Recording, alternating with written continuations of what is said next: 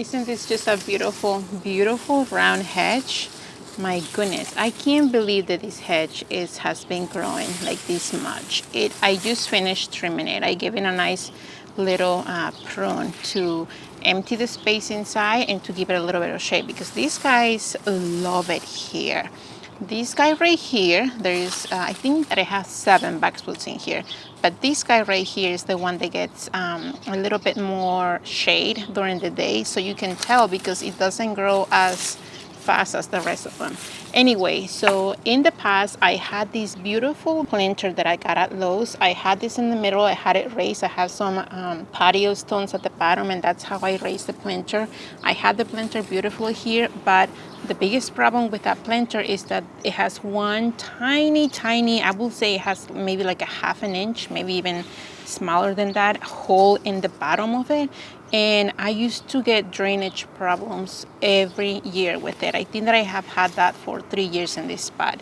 And it is fine, but I just want something different. And that's the cool thing about gardening, guys, that you can just do something different every year in your garden if you have the resources and if you have the spots where to do it. So I play with the idea of just buying a different planter, right? Like that would be just the easiest. But I wanted also more space. I wanted more space with soil for more plants, to do some sort of, I don't know, design. And that one is very small. And I figured, well, why don't I just raise the soil level inside? Because it is about 20 inches or so deep down to the ground level. So if I plant anything there, it's going to get really shaded by all of the boxwoods around it. So the idea was to raise the soil, and I was playing with a couple of choices. I could just put some dirt in the middle, like plain dirt in the middle, but I knew that once it rains and everything, it will just be, like splatter all over. Another idea was to use some bricks or stone to make a hedge around it. I just didn't want to spend too much money. And what I found walking in the aisles of those was this tub. This is supposed to be, I think they use this a lot for fountains and whatnot. This thing is thick, you guys, and I pay about $25, so it's not too bad considering, the price of things. So what I'm going to do is that I am going to remove these stones that I have here. I think that I have like 3, and I'm probably going to get a couple of more just so that I can have them nice and even here. And I am going to make holes in that planter, and I am going to place it here. And hopefully we get some gorgeous display of flowers this year.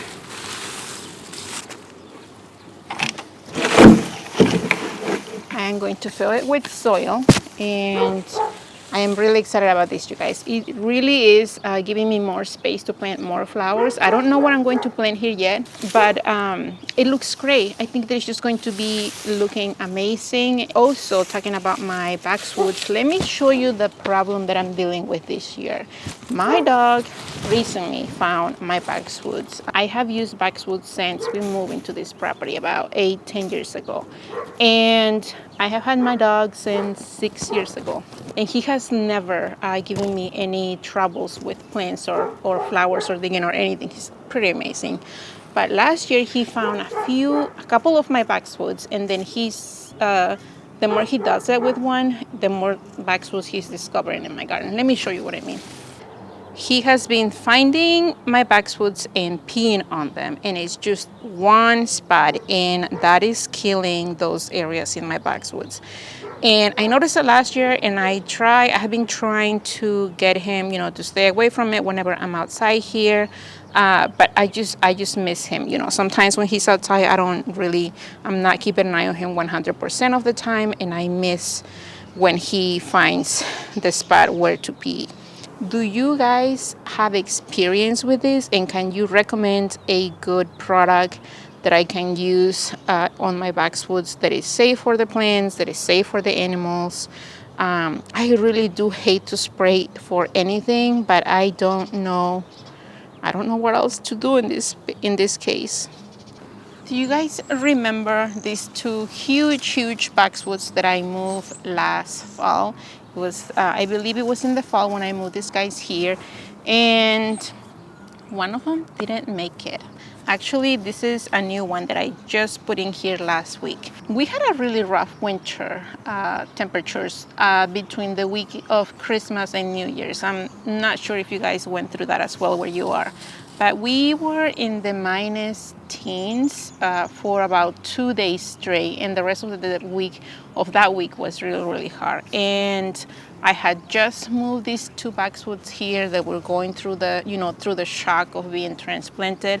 And I think that the temperatures in the winter, those temperatures that we had really, really cold, did not help to that transition. So I started seeing this whole plant turn brown, a little bit more brown than normal, while this guy was still nice and green. And then it just got worse after that. I tried early in this year, I tried giving it like a nice trim to remove all of the browning that was happening, maybe to see if the plant was just trying to push more growth, and just nothing happened. I mean, the plant was completely dead, as you could see. And it was really sad because these were one of the first boxwoods that I got, like super, super tiny for this property. I had a line of boxwoods at the front of my house. I never show the front, so don't worry about looking back in the videos. But I had a line of boxwoods, these round boxwoods that I have been slowly moving away because I want to move from that look. So I thought, okay, I have 2 boxwoods, I can move them to the back, and that's what I did here. I still had 2 more boxwoods in the front that I had 4 backups just in case. And I'm glad that I didn't move him right away because I had to go last week or so, and I moved this guy over here. And because I had an extra guy, in the front, I just move it over here in the corner. And it happens. Sometimes you have good luck. I never have any problems with boxwoods being transplanted. But this case, I think, was special because of the temperature. So that was a sad loss. But also, right behind me, the arbor that is framing me right behind me, I had 2 clematises back there. I had 1 clematis on each side of the arbor, and they were beautifully going up and covering this entire structure. But it was one of the losses that I had this winter, you guys. One of the clematises just did not make it. I think that it completely died back to the ground. I see one tiny sprout coming from the ground of the base of one of those clematises.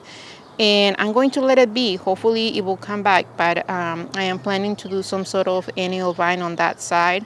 And the other clematis is doing well. It's growing a little bit of a green, not quite as the past years, but I'm not losing hope for that one just yet. If you have been here for a while, you know that I'm not the biggest fan of daffodils. Nothing against the flower, really. It's just when they are blooming, I am not out here enjoying them. I don't really enjoy the cold, and they bloom a little bit too early for me to actually enjoy. But last year, I decided to give them a try, and I purchased quite a lot of them. And you saw that video where I planted a bunch of them in the 2 planters that I have on the brick pathway, and not a single one came through. These are the planters that I have, and this is where I put, I think that I had about maybe 50 or 60 daffodils in each single one of these guys here. It's almost the middle of April, and there is not one single one coming. And what I have been doing, I have been kind of digging a little bit here and there. There's nothing there, guys. Like I said, with the temperatures and the fact that I didn't protect this from the snow or the rain, I think that all of those factors really didn't help these daffodils come through. You know, these things happen. I know that a lot of you go through that with your tulips. I kind of stopped putting tulips in containers because of that. I did have a couple of other things that did surprisingly okay. Last year I got a bunch of Atlas roses, and I had a bunch of them in containers. Some of them at the end of the season I moved into the ground. The ones that I moved into the ground died back all the way to the ground. It was just expected. It was just so freaking cold. And I left 2 containers with them, with the roses. And the 1 container, I don't see any growth, nothing there. I am going to wait just a little bit. I'm going to completely trim it and see if it does something.